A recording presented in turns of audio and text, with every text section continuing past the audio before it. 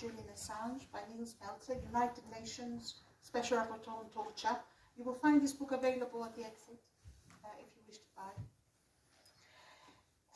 How to Miss an Elephant. It was just before Christmas 2018 and I was sitting at my desk working on my annual report for the Human Rights Council in Geneva. In December 2018, I was busy finalizing my report, this time on the interrelation between corruption and torture, when suddenly a small window popped up on my screen, indicating the arrival of a new mail. Julian Assange is seeking your protection. The subject line read. Julian Assange? Was this not the founder of WikiLeaks, the shady hacker with the white hair and the leather jacket who was hiding out in an embassy somewhere because of rape allegations? Out of nowhere, I was overtaken by a host of disparaging thoughts and almost reflexive feelings of rejection. Assange? No, I certainly would not be manipulated by this guy. After all, I had more important things to do. I had to take care of real torture victims. I closed the pop-up window with a single click. Out of sight, out of mind.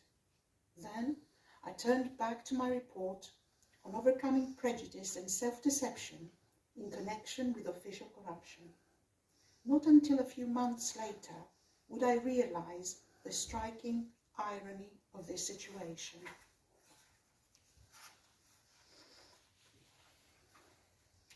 When Julian Assange's lawyers contacted me again in late March 2019, their tone had become significantly more urgent.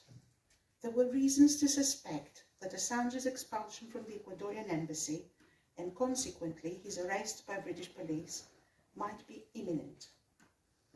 It was entirely clear to me that if Assange were to be expelled from the embassy, the risk of his extradition to the United States would increase massively, and with it, the risk of serious violations of his human rights. A question started forming in my mind. Had I overlooked something when I dismissed this case the last time round? I decided to look into the matter a bit more closely and began to open the attached documents that had been forwarded to me. Among them, I found a summary of events since the WikiLeaks publications of 2010.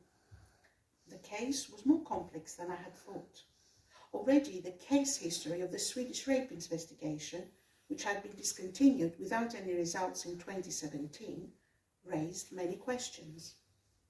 Next, I read a medical report written by Dr. Sondra Crosby just a month earlier after visiting Assange at the Ecuadorian embassy in February 2019.